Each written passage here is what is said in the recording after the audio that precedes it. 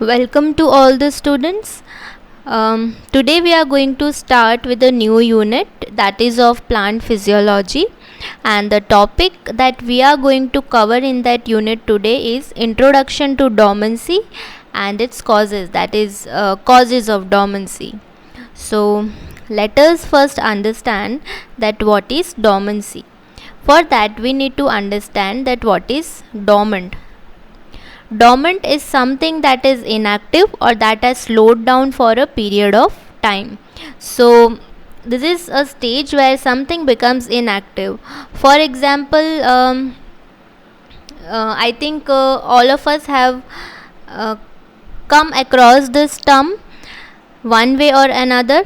For example, if we go to bank, we often come across a term which is called dormant account. So what is dormant account? It is an account that is inactive. That is inactive because there are no transactions in it, right? So likewise, dormant is a word that can be used for anything that has become inactive or the activities in it has slowed down for a period of time. So this dormancy or dormant period similarly happens in plants too. So in the life cycle of plants, there is always a phase where structures like seeds, buds, tubers suspend their activity for certain period of time. So dormancy just does not take place in seeds, it also happens in buds and tubers. So these are the reproductive structures, and they can often go in dormant stage, and this happens in the life cycle at least once. So they suspend their activity and go into the period of rest. So since the growth activity slows down in them, so therefore they go in the period of dormancy, they go into a period of rest, right, where if anything is remaining in their growth procedure, those things gets covered up during this rest period, and therefore it is called dormancy, right? So whole throughout this lecture we will be focusing more on seed dormancy. So all the causes of dormancy would be related to seed dormancy, right? So now that we know what is dormancy and that we know that we are focusing more on seed dormancy, let us first understand that what is a seed. So seed, as we all know that it is an embryonic plant, that is a plant that is going to give rise to a new progeny. This is enclosed in a covering which is called seed coat. So the outer covering is seed coat. It is a reproductive structure, that is a new plant is going to be formed from it, and it is the product of fertilization, right? So in plant, after fertilization, seed is formed. So seeds, this is dicot seeds, and if we split into two, so these are kidney shaped seeds. So there is always some parts that we can mention in a seed. These are epicotyle and hypocotyle. Epicotyle is the upper part from where plumule will originate, and plumule will give rise to a new shoot, whereas hypocotyle is the part from where radicle is attached, right? Radicle starts forming. So this is radicle. Radicle will give rise to the part of roots. Then there is an outer covering which is called seed coat. Seed coat has actually two layers. These are testa and tegmen, right? Then the inner part is the cotyledon. If it's a dicot seed, this is dicotyledon, and if it is a monocot seeds, it has one cotyledon. So cotyledon usually work for food storage.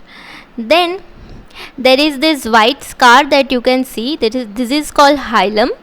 In hilum, this is the place from where the seed is attached to the fruit. So this is a scar from where the seed gets attached to the fruit. This is called hilum. Right. So seed basically has three main parts. First is the embryo. So this apicotyle and hypocotyle portion is the embryo from which a new plant will be formed.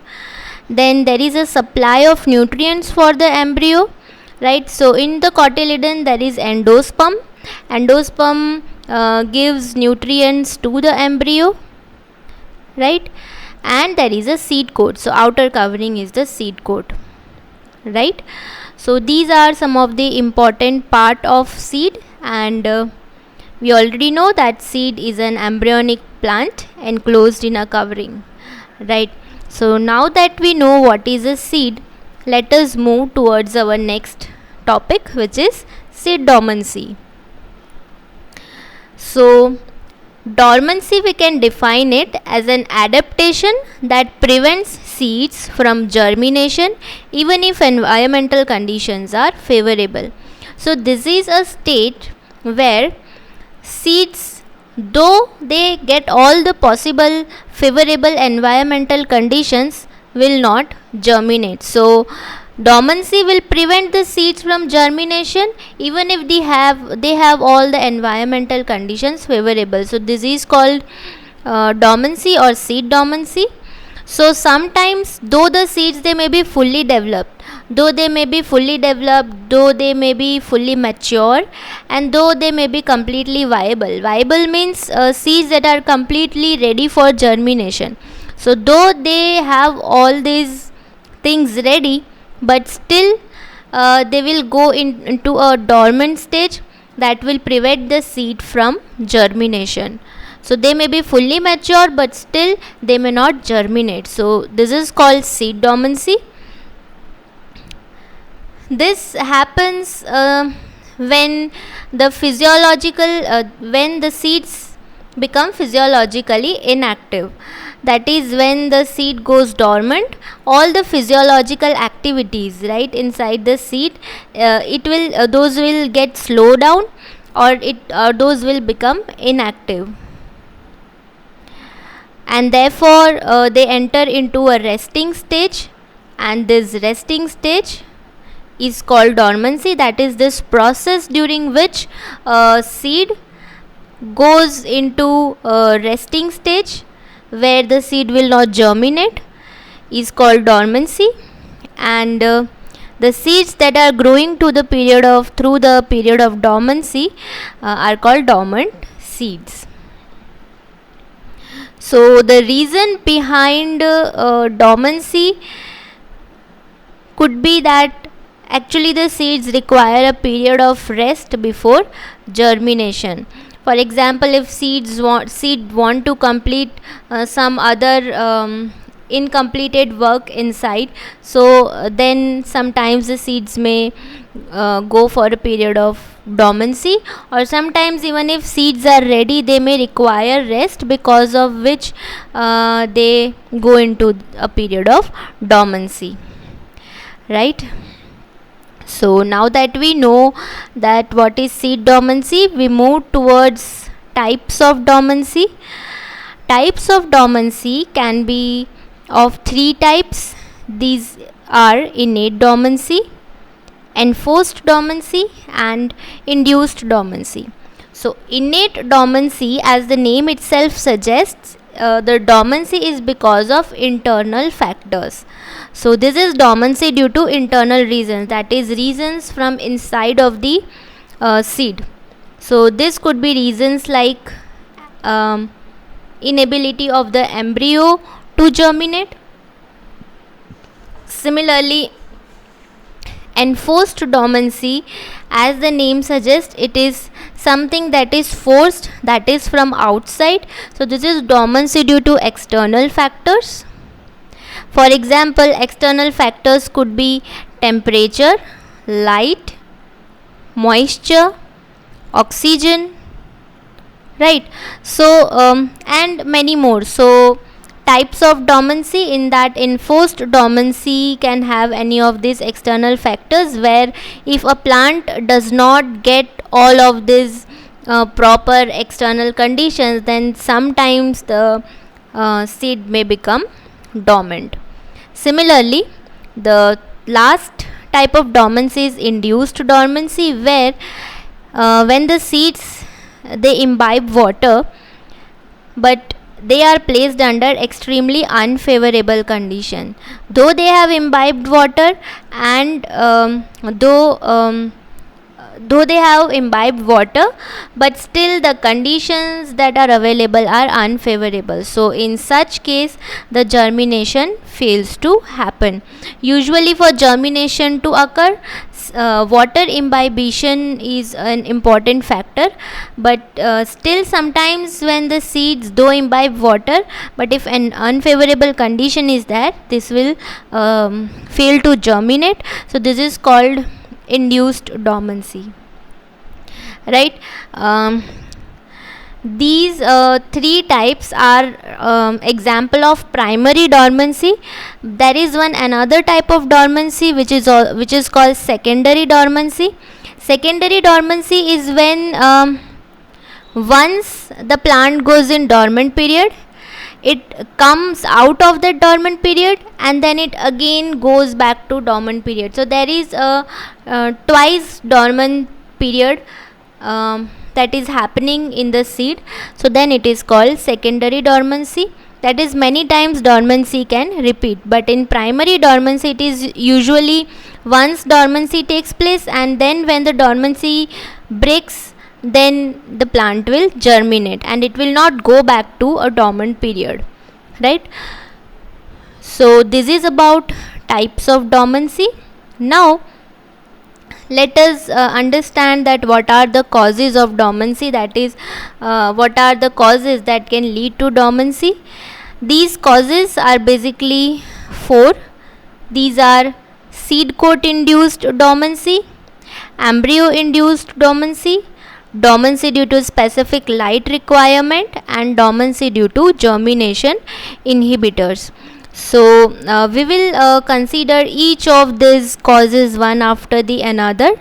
So starting with seed coat induced dormancy, right? So as the name itself suggests, this is a dormancy which is induced by seed coat. That is, seed coat is responsible for the dormancy of the seed, right? So let us first know that what is a seed coat.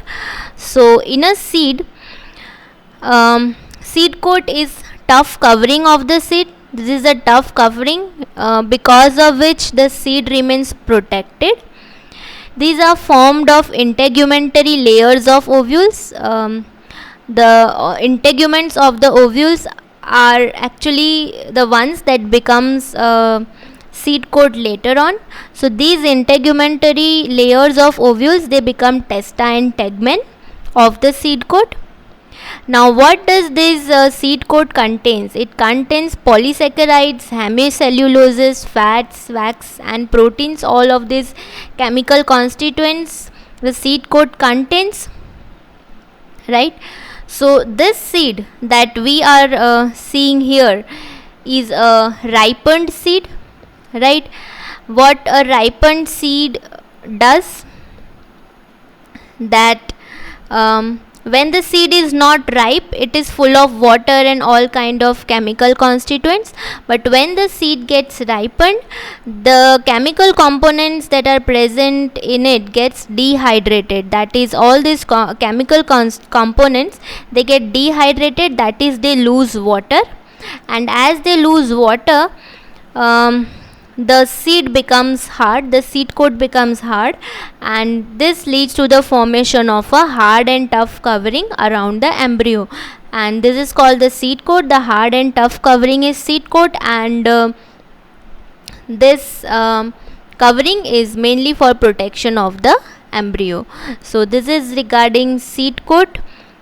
So now we understand that due to seed coat induced dormancy, there are three bifurcations in seed coat induced dormancy. These are water impermeability, gas impermeability, and mechanical resistance of seed coat. So There is seed coat induced dormancy. One is because of the seed coat is impermeable to water. Second is because the seed coat is impermeable to gas. And third is because of the tough nature of the seed coat itself, that is, the seed coat becomes mechanically resistant. Right, so we'll consider each of these again, one after the another. So let us have a look into seed coat induced dormancy, where the seed coat is water impermeable. So in this case, seed coat is water impermeable, that is, the seed coat is not allowing the water to enter into it. Right, so this is a dry state of the seed coat. So since the seed coat is dry, since the seed coat is not taking water in, so the germination fails. Right, so in such cases, germination will only take place until water penetrates through the seed coat. Right, so germination will fail if it is in a dry state, but until water penetrates through the seed coat, germination will not occur. So the water has to enter into the seed coat, inside the seed, for the germination to occur. Now in nature, this can happen naturally in two ways. First is that any seed, if it is impermeable to water, it is slowly become permeable from its dry state. So a seed will take its own time to become permeable. Slowly, with time, it will become permeable. It will move from a dry state to a permeable water state, and due to which the seed coat will become permeable. This will take long time, because the seed will work on its own pace, but this happens in nature naturally. Similarly, this also happens in nature by another way, that is called by microorganism. So microorganism, what do? They act upon the seed. So they work on the seed coat. By acting upon the seed coat, they sometimes puncture the seed coat, or sometimes put up holes into the seed coat, due to which the seed coat become permeable. This leads to shortening of the dormant period. So as the seed coat will become permeable, the dormant period will become short. Right, so this happens naturally in the environment, and both of this can take some time. Right, so examples of families in which this kind of seed coat induced dormancy happens are Leguminosae, Malvaceae, Chenopodiaceae, Convolvulaceae, Solanaceae, and Nymphaceae. So Malvaceae, we know, hibiscus belongs to this family. Similarly, Leguminosae, all of the pulses that you eat belongs to this family. So in that family, water impermeability of the seed coat becomes a main factor. So most of the seeds, they have seed coat, they have waxy coating around them, due to which it becomes impermeable to water. Now we understand what is gas impermeability, that is, seed coat is impermeable to gases. So here the seed coat becomes impermeable to gases. Now what could be the gases? These could be the two main gases, like oxygen and carbon dioxide. Oxygen and carbon dioxide are two important gases, but sometimes the seed coat may also become impermeable to some other gases. So when the seed coat becomes impermeable to gases, the seeds will fail to germinate. So the seeds will fail to germinate until gases penetrate the seed coat. So this is a condition where unless and until the seed coat becomes permeable to gases, the seeds will fail to germinate. So the seed coat has to become permeable to gases to germinate. So an example of this that we can study is xanthium seeds. Xanthium seeds or xanthium plant has in its fruit two types of seeds, the lower seeds and the upper seeds, that is the seeds that are present on the lower part of the plant and the seeds that are present on the upper part of the plant, right? So this is photograph of a xanthium plant. I think all of us has seen this plant. This structure that you can see are seeds. This is xanthium strumarium. So it has seeds that has spines over it, and that can get attached to your clothes, right? And even to sometimes to body of an animal, right? And it gets dispersed from one place to another that way. So these are xanthium seeds. So these are upper seeds and these are lower seeds, right? So in lower seeds, it has been seen that after maturing, after the seeds have matured in spring season, they germinate, right? In spring season, these lower seeds often mature and germinate. So these seeds have less oxygen requirement, but upper seeds, even during spring, they remain dormant. So the upper seeds remain dormant, whereas the lower seeds, these germinate in spring. So this happens because the seed coat of upper seeds is impermeable to oxygen, whereas the seed coat of lower seeds is permeable to oxygen. So it has less oxygen requirement, whereas upper seeds have more oxygen requirements. So in this case, only if the oxygen pressure will rise, then germination will occur. So in upper seeds, germination usually takes place in the next year or maybe in the next spring, whereas in lower seeds it takes place in the first spring itself. Now one reason that has been attributed to this is that there is a temperature difference between these two seeds.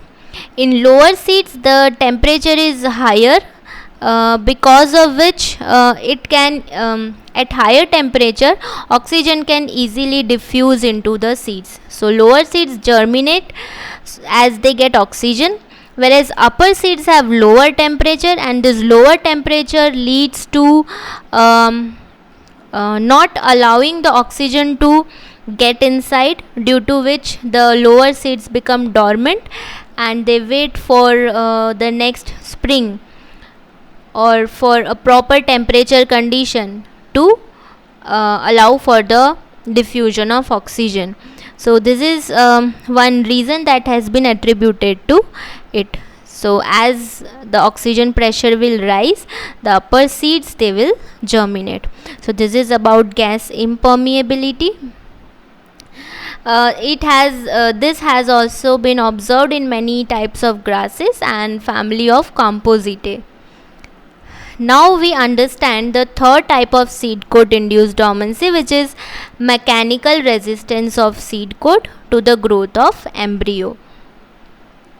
So here the seed coat itself is so hard and tough that it resists the embryo inside to grow. So the seed coat is very tough, which is not allowing the embryo to grow.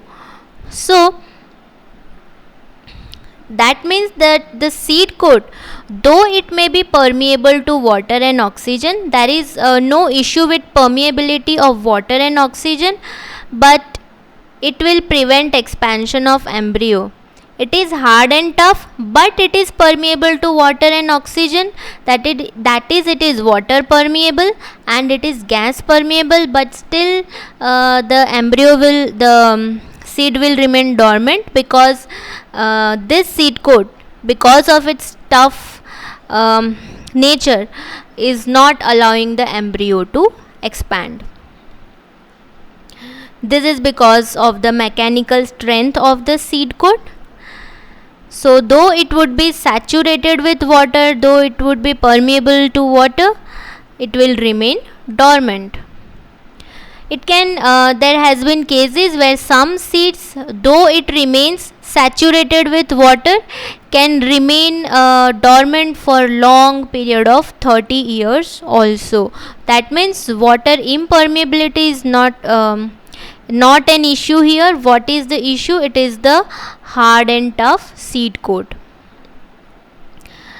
So in such cases, once the seed become dry, right, and they get saturated with water, that is after the dry period, if it imbibes water and becomes saturated, no more resistance will be observed and the embryo will come out by the rupturing of seed coat and germination will take place. So how the germination will occur?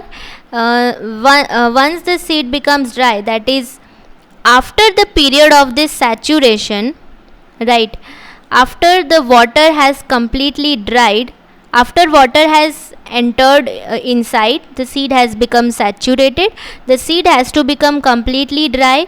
So after it become dry, it again becomes saturated with water.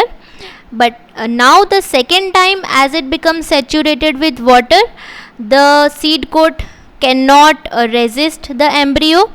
As the seed coat cannot resist the embryo, the seed coat will rupture, and as the seed coat will rupture, germination will take place. So sometimes when twice a seed becomes saturated with water, then germination will take place, because by twice saturation of water, the seed coat becomes weak and permeable, and weak, because of which the seed will lose its tough behavior of the seed coat, and hence the germination will take place. So example of such plants are Alisma, Amaranthus and Capsella. So this example that we understood is of Amaranthus. Amaranthus is plants, some of them are weeds, some of them are used as leafy vegetable. This is one example of Amaranthus. This is called garden foxtail, which looks like a tail of fox, right? So many Amaranthus species show this kind of seed coat induced dormancy, which is because of the resistance of seed coat, right? So this is it about seed coat induced dormancy. Now we move towards the second type of dormancy, which is embryo induced dormancy. That is, as the name itself suggests, the dormancy is induced by the embryo. So the main factor is embryo itself. Now these are mainly of two types. Maybe because of the rudimentary and poorly developed embryo, that is, the dormancy is because of the poorly developed embryo, and here the dormancy is though the embryo is fully developed, but it is unable to resume the growth. So here the embryo might be fully developed, but still it is not able to grow, and here the embryo is not fully developed, and so it is poorly developed embryo, and so it has gone to a dormant stage. Now example of poorly developed embryo, here the plants like Anemone, Fraxinus, Ginkgo, Orchidaceae family plants and Orobanchaceae. These all have sometimes poorly developed embryo that leads to dormancy, and examples of these are apple, peach, iris, hemlock, peas, cherry and alike. So since here the embryo is immature, as the word used here is poorly developed, that means the embryo is immature. So the embryo does not, that means that the embryo has not developed, but though the surrounding tissue of the embryo has developed, though there is overall development in the seed, but the embryo has not developed, and due to that the germination will not take place. When seeds are shed, still the embryo is not developed. So In this case, when embryo is immature, though the surrounding tissue around it has developed, the seeds, though they will shed, that is, though seeds come out, but the embryo will not develop, and this will lead to failure of germination. So, in such cases, germination will only take place after a period of rest. During this rest period, the embryo will develop itself and then germination will take place. Now, in the second case, embryo is fully developed and all the environmental conditions are favorable. Both the things are okay, both the things are right. That is, the embryo is also developed and environmental conditions are also favorable, but still the seeds will not germinate. This is because of the physiological condition of the embryo. That is, sometimes the embryo might not be ready to germinate. So here, even if we remove the seed coat, just to know that if it is because of seed coat induced dormancy, if we remove the seed coat, then also germination will not occur. That means the dormancy is not due to seed coat, but it is due to an inside factor, which is embryo. So in such cases, dormancy will only break if the seed is kept in a moist, well aerated and low temperature. So then germination will take place.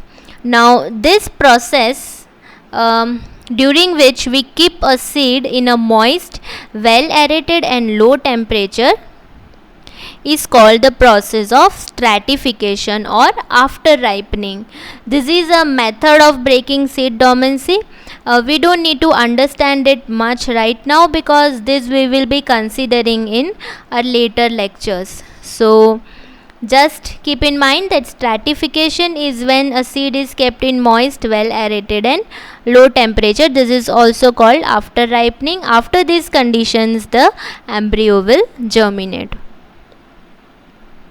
Now we come to our third type of dormancy, which is dormancy due to specific light. Now example of these plants are Lectuca sativa, Lythrum salicaria and Nicotiana tabacum, which is as we know is nicotine plant, right?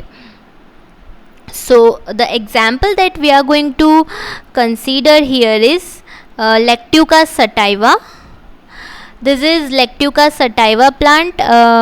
I think you must be knowing that this is a leafy vegetable plant, also used in fast foods like burger, right? So this is Lectuca sativa plant. We are considering the example of Lectuca sativa seeds here. What happens that in Lectuca sativa there are the seeds, they will only stimulate germination when they are exposed to red light of 660 nanometer, right?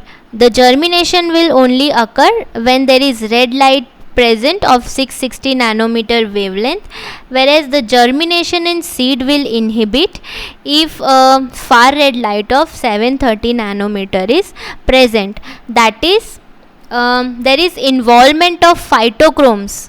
There is involvement of phytochrome in the process of dormancy.